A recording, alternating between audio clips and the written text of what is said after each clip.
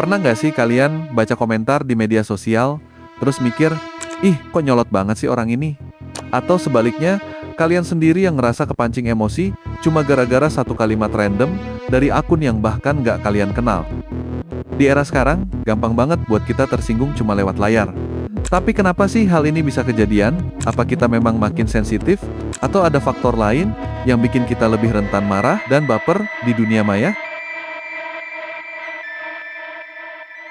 Jadi gini, di dunia nyata, saat kita ngobrol langsung, otak kita bisa baca ekspresi wajah, nada suara, bahasa tubuh, semua itu bantu kita buat ngerti maksud orang lain.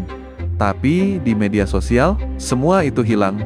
Yang tersisa cuma teks, kadang tanpa emotikon, tanpa nada, tanpa konteks. Dan otak kita, yang udah biasa ngandalin sinyal-sinyal nonverbal tadi, akhirnya harus nebak-nebak. Nah, tebak-tebakan ini sering bikin salah paham.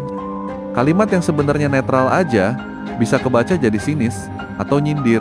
Ditambah lagi, algoritma media sosial itu kerjanya kayak ngasih kita makanan emosional terus-terusan. Konten yang bikin marah, sedih, atau heboh itu justru yang sering nongol di beranda. Karena emosi negatif itu lebih mudah viral. Otomatis, kita jadi lebih sering terpapar hal-hal yang bisa bikin kita panas hati. Misalnya, baca berita yang divisualisasikan setengah-setengah, atau lihat postingan yang kayaknya nyindir kita banget, padahal ya belum tentu juga.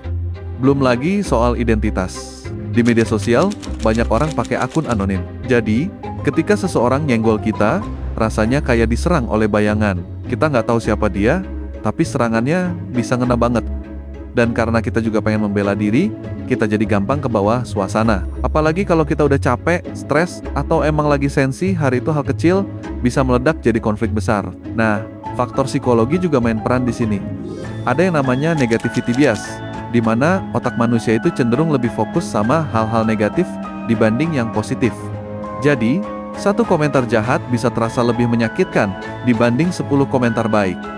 Di media sosial, ini jadi makin terasa karena semuanya terasa langsung ke kita, padahal belum tentu personal, dan sayangnya, kita kadang lupa ngerem, dan akhirnya baper berjamaah. Jadi, gampang tersinggung di media sosial itu bukan semata-mata karena kita lemah, tapi karena cara kerja platform ini emang dirancang buat memicu emosi kita. Kalau kalian sadar ini, kalian bisa mulai jaga jarak sehat dari dunia maya, dan mulai pilah mana yang perlu direspon, mana yang cukup di-skip.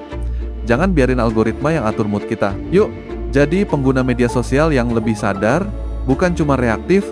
Kalau kalian pernah ngerasa kayak gini juga, share pengalaman kalian, dan jangan lupa like dan subscribe ya. Siapa tahu obrolan santai ini bisa bantu teman kalian juga.